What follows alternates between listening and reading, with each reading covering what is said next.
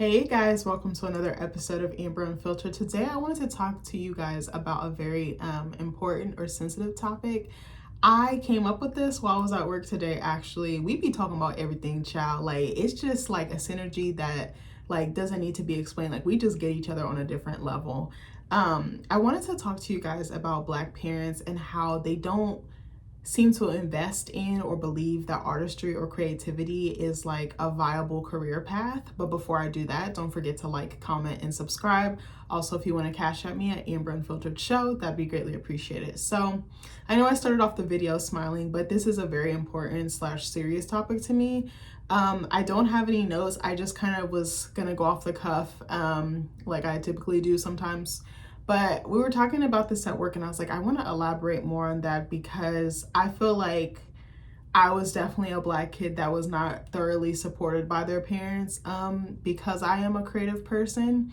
And I don't mean that in a way to like bash my parents by any means. I just think that creativity or artistry is not really understood. A lot of us have been conditioned to get a job for a certain amount of years, usually 20, 30, 40, lock in with a pension, a 401k, pay off a house, get your kids higher education. Like, there's a set formula or structure, but a lot of us are kind of shunning that. Not that there's anything wrong with having, a corporate job and a long-term job. Me personally, it doesn't work. I'm more of a creative leaning person. I know how to do administrative or office-based tasks, but I feel like my mind is numb in those types of environment, along with like the racism and the sexism and just like the code switching and everything else that comes with it. It's just very exhausting, and it creates like this fatigue or fog that I can't quite explain. But I have tried it for so long. I've told you guys this in previous videos. Sorry, I'm not talking clearly. But I worked in corporate America for like 10, 11 years, somewhere in there, maybe a little bit longer. And it afforded me some really great things. Excuse me. But at the end of it all, I felt I just couldn't do it anymore. Like, it was just taking a toll on me. It was just bogging me down. I don't know how to explain it. Like, I felt like I had a fucking anvil on my chest. And I know I said I'm going to try to do better about not cussing. I'm going to try real hard, but this video might go there. But I wanted to talk about this because this is something that I've often felt, and I didn't realize that this was like the term or the phrase for it, or like the thought behind it. But we were talking about it at work and I was like, oh my God, I have always felt this way, but I never have felt confident enough to say it or to like put context behind it. And again, not trying to bash my parents. This is just from things that I've experienced, and I've seen this with other Black creatives as well, because I have someone that I'm close with. I'm not going to say who or how that I know them, but I have someone I'm close with who's dealing with this as well, and their parents are very like corporate. They're very like militant about getting a job, climbing your way up the corporate ladder, like having a steady income. I think the thing that freaks Black parents out about kids who are creative leaning or creative based is that creativity is not stable. Like, it doesn't afford certain things that a corporate job can have. And I understand worrying and really caring about your child and like them securing their future. But at the same time, I feel like you're doing your child a disservice by not leaning into their gifts, because their gifts can make them money. Their gifts can bring in a steady paycheck. Their gifts can afford them generational wealth. Their gifts could afford them. I mean, a lot of artists travel, they work in different mediums, they can make money different ways. That's the thing I love about artistry. There's no one set way to be a creative. You can dibble and dabble in so many different mediums, especially in your craft or field of choice. Like me, for instance, I'll use myself as an example. I'm a writer. For a very long time, I thought I was just gonna do one or two mediums. Actually, by going back to school, I realized I had many other gifts and I had no idea that I had them. Again, everyone else's path is different. I kind of feel like our paths are our paths. We're like a horse with our blinders on. We're only supposed to see the vision that God gave us. I can't see Susie's vision or Shantae's vision, because their vision is for them. God gave it for them to see, but other people are not going to see your vision. But what I mean by that is, like, by going back to school, I learned different aspects of writing. Like, for a very long time, I was like, I knew I wanted to do fiction and I knew I wanted to do poetry. Those are the two things actually that my bio parents or birth parents were really good at. My dad was really good at writing poetry. My mom was really good at writing fiction. To my knowledge, I don't think they've ever actually published anything, but I remember them writing. I remember reading their work. I would proofread my mom's work when I got to be a certain age. My dad actually helped me craft my poetry, like when I was like doing assignments like for English and things like that. So I don't think it's a mistake that I'm a storyteller. My brother is very creative leaning. He wants to direct movies. He went to school for that. So to me, it's not really lost on me. And I'm sure there's many other storytellers and creatives in our family. I don't think we're the only ones, and I don't think it started with us, but I think we're the only two that have really wanted to pursue it on a higher level and pursue it for work. And he works for a very prestigious company right now. Again, I'm not going to spill too many details on his path, but I'm just talking more so in detail about mine. I was just using him as a second example, but what was I gonna say? But I feel like certain things, like I found out I'm really good at writing short stories. I've written fables, things I wouldn't even dream of. I mean, I wrote a fucking sci-fi short story, and I don't really write sci-fi. I wrote a little bit of it when I was younger, but the story that I came up with a few months ago, like back in February, March, it was like very sci-fi dystopian. If you know me, that is not my ministry. Like as Jessie Wu would say, like I'm very much like romance, just everyday happenings of Black people, especially Black women, and like I love family drama. I think that was the medium or the genre that I really wanted to hit, but I realized I like other things. I've written plays, I've written poems, but the poems are more technically structured, more closer to the art form, the original art form, if that makes sense, because I'm not really technically classically trained. I really sharpen my tool and I sharpen my craft by going back to school. I told you guys in another video, like when I was looking at some of my favorite creatives, a lot of them had education, and I realized that was the barrier for me. I was like, that's the difference between them and me. And by going through school and networking and like unlocking certain opportunities that only a academic institution can provide, you can get to that next level. You can intern for like a daily show or something like that. Like it's so not positive, it's possible, excuse me. But I don't know, I'm writing things that I've dreamed about, and I knew I could get there, but I just didn't know how to get there. But school was kind of that gateway. And like I used to write songs and things like that, but I feel like I'm just kind of going outside of my comfort zone, outside of my box. I mean, in a few weeks I'm supposed to be taking a folklore class, and I was like, what if I start writing folklore? I never imagined myself writing that, but you don't know what you can do until you're there and you get the tools to do it, and the resources to do so. But I think because it's not the safest option, and it's not, artistry is kind of what you make of it. So if you're an artist who creates a high volume of content in a short level of time, you might be really wealthy. If you're like me, a slow burn, it might take you 2-3 years, 4 or 5 years to really put out a cohesive body of work. But that body of work could make you a millionaire. It could make you a billionaire. You never know. And I think it's fearful to a Black parent to invest because they don't know what the outcome will be. You can't really, it's kind of like this. You don't really know what's going to happen on the other side if you build and build and build.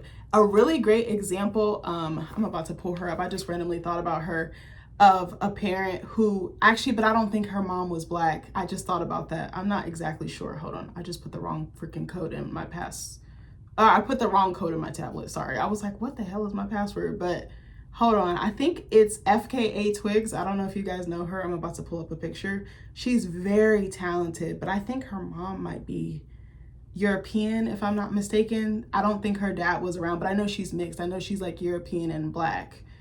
Yes, let me see. I'm pretty sure her mom is white, or European, excuse me. But I don't know if you guys have seen her before.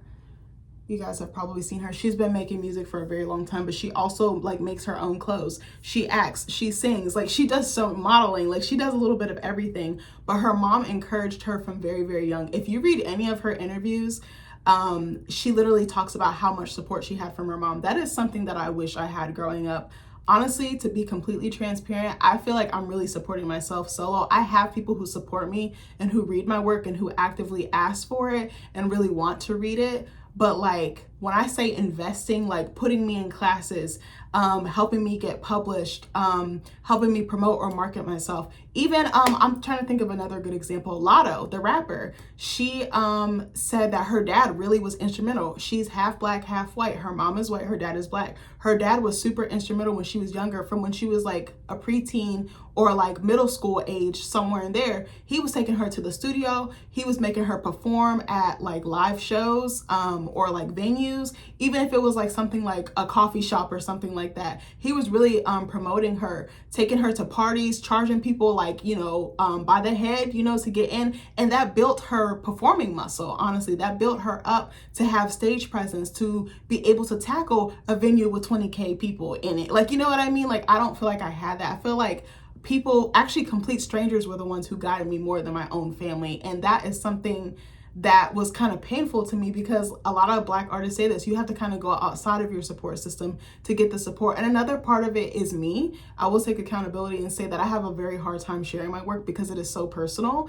There is a very emotional attachment or investment to it. And I think it's like the fear of, once I put it out, it no longer belongs to me. But it's like, I had to really realize, if I don't put the work out, people cannot react to it. That's really what I had to tell myself. And it's a lot of mental blocks when you're an artist, especially a writer. Being a writer is one of the hardest fucking jobs.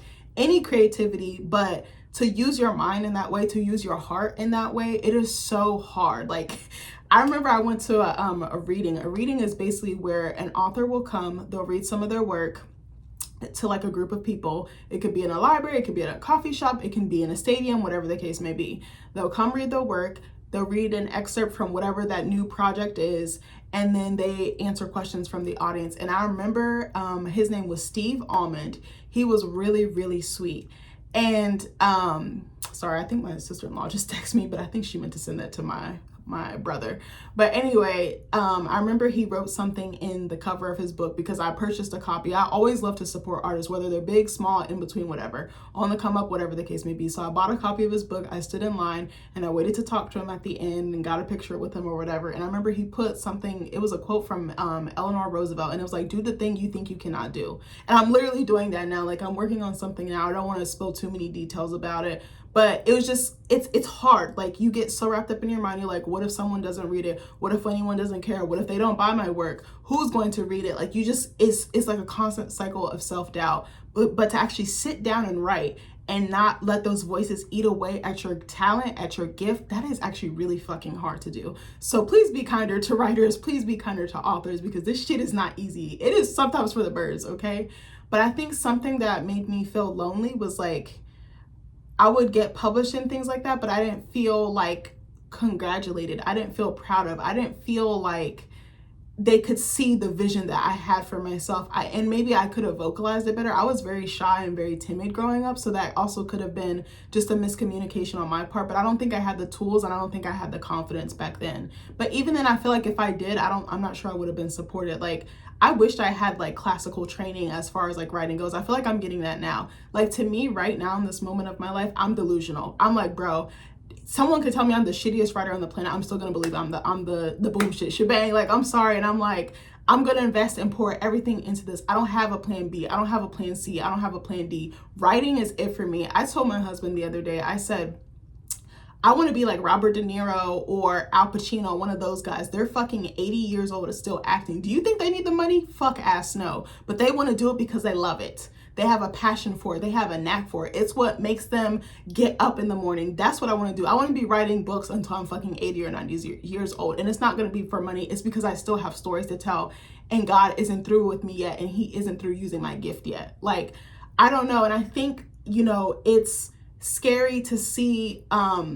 I think also because artistry starts off small, it's like a little seed and then it blooms, like yeah, that's actually a great analogy. Like, it's like a little seed and you water it and water it and water it, and it either will become green and grow big fucking stalks or shoots or flowers or leaves, or it can brown and deaden if you don't tend to it. And I think if you don't, what am I trying to say? Especially if you've never, I feel like a lot of Black parents haven't really seen anybody creative wise be successful, especially if you're one of the first in your family to be creative and be Black. Like, I think there's a different layer to unpack there. It's different seeing like a Jennifer Hudson or like a Beyonce or somebody like that.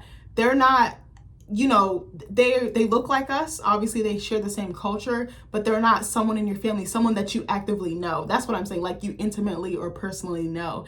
And I think it's very scary because you're like, what does it entail? And it is just so interesting to me that I think also there's a lack of understanding with artistry. Like, my mom has told me so many times, my adopted mom, she's like, I don't understand like the artsy part of you. And I'm just like, oh, like, you don't have to understand it, but can you just support it more? I'm not going to sit here and say she doesn't support it, because that's not true. But a lot of the times I felt like I've had to hide my art. I feel like I can't share it with everyone. I feel like I can't trust people closest to me with it.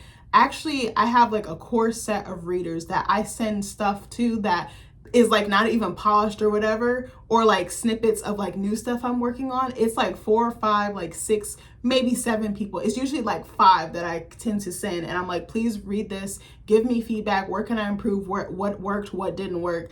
And they really give it to me straight, that I really, really trust. And I can say none of them are family. That is so bad to say. There are people maybe I met at a job, maybe a coworker, you know, maybe an acquaintance, maybe a customer, you know, at work or something like that. But it's never, I don't feel, when I send stuff to my family, it's just like, oh, this is good. And I think a lot of the times my artistry is kind of like minimized, like, oh, that's cute. Like, again, I don't mean to bash her in any way, because I'm not. I love my mother to pieces, but sometimes I felt like my art has been dismissed or cut down, because it's like, oh, well, that's a hobby. That's something you do on the side. Because my mother is very much like, work a job for 20 years, deal with all the bullshit, deal with the racism, the underpay, the sexism, like, just deal with it. And it's like, bitch, this hurts me. Like, it hurt. I know you're going through it, but it's different for me. My mother is a light-skinned woman. Like, it's a little bit different for her. Yes, she is a Black woman. She's also multiracial. I am not. I am a brown-skinned woman with an afro. Like, it's different for me. It just is what it is. Not to get all political, but it's the truth. So it's just like kind of harmful to tell me to just suck it up when it's like, this doesn't make me happy. What makes me get out of the bed is to be able to tell a story. That's really what makes me happy. I cannot tell you, even though I don't make the type of money, even though I don't have the same exact lifestyle necessarily, I have to kind of scale back certain things. I'm the happiest I've ever fucking been, because I'm actually doing the thing I've been dreaming about, been wanting to do. I've wanted to do this for 10, 15, 20 years. Like, all my friends will tell you she's been wanting to be a writer since she was like in grade school. Like, no fucking lie. All my teachers, you can probably ask them. I still have old journals and old writings that I wrote from like 2010, 2011, 2012. Like, when I tell you this thing literally saved my fucking life. Like, TMI, I've wanted to take my life, and I've tried, I've made attempts. Writing was the thing that saved me. Telling stories was the thing that saved me. Other people's words saved me. Words are so powerful, and I hate when people minimize art, because it's like, bro, art is everywhere. The fucking wall color, the fucking little poster that my sister-in-law made me back there, all those books on my shelf, someone made that from their mind, from their heart. And for y'all to minimize it, it's just like not okay. And I just feel bad. But I think more parents are like, you know, the newer generations, they're like, okay, I'm gonna facilitate and like foster and like nurture that talent. Like, I told my husband, I was like, I want one of our kids to be artsy fartsy. In my mind, I see one of my kids having like locks down their back with like the little bandana, like the patchwork jeans, and like a little art smog. Like, I just see my kid being so creative, and like, maybe it's vicarious to kind of put my shit on them, but I was like, I wish I had more support. I wish they were like, I really believe in you. Your work is good. Honestly, I love my dad to pieces, but he was very hard on me too, like with my art, to the point I stopped sharing. I didn't feel like I could share. And then when people are like, oh, I'm gonna read it, and then they don't, or they're just like very basic feedback that doesn't help me improve and strengthen the skill that's already there, like, it's kind of defeating. It kind of makes you feel like, I felt so alone. I cannot stress that enough. I felt so alone. Like, it's mad crazy to me how strangers are big upping my work, but I don't feel confident enough to really share with my family, because I'm just like, now, like, I really don't be telling my family my moves. This is so bad. And it's like mostly like eldest daughter syndrome and like black sheep syndrome. But for real, when I publish stuff or I'm like making moves, but I be making moves behind the scene. I don't post it. I only tell close friends that I like text or talk to every day. But when it's done and it's out and it's published, I'm like, yeah, here you go. Like, I don't want to hear no one's comments. I don't want to be fucking judged. I don't want to be criticized and my art to be made small, because it means everything to me. It is not small. It's not for play for me. I genuinely feel like it's not a matter of if or when my art's gonna blow up. I can feel it. I've known it for so long. I've known it since at least high school, if not before then. This is gonna be the thing that helps me put food on the table for my future family. I'm telling you, like, I know it. God put this in me. He put this in me for a reason. He put this in you for a reason. I'm sorry, I'm getting so passionate because it's so aggravating. It's like, don't minimize art. And even if you don't understand, then look online for resources. Ask somebody. People have huge ass networks and support circles. If you don't understand it, go get the tools and the knowledge. Don't minimize your kid's gift. Like, that's all I want to say. And again, this is not an attack to Black parents. I can't tell you how to parent, but I'm just telling you, for me, it was very painful. Now I don't give a fuck. I'm like, you can tell me whatever. Like, I don't care. I'm delusional. I'm like, baby, you have to be. One of my favorite artists is, two of my favorite artists is Kali Uchis and Lana Del Rey. If you don't know, look them bitches up, because I love them both. But the reason why I fuck with them so heavy is because they don't give a fuck what anyone thinks. They make the art that they want. They do it how they want, on their terms, when they want. Their aesthetic, their visuals, their lyrics, what they're singing about, who they're singing to, everything is curated. Kali Uchis' family did not support her. She was living in her fucking car. Now look at her.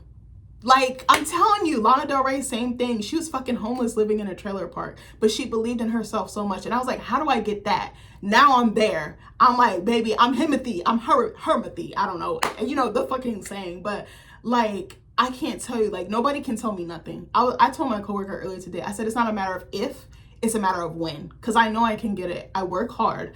I'm a good person, and I put my best foot forward. I had to tell myself, like, recently, I was like, damn, you be busting your ass. Because, like, I'm telling you, behind the scenes, I'll be working. Like, none of my friends really be knowing. I'll be like, oh, yeah, here's the story I wrote. It got published. Oh, yeah, here's this award I won. Like, I just be moving in silence. Because I'm like, the work is going to speak for itself.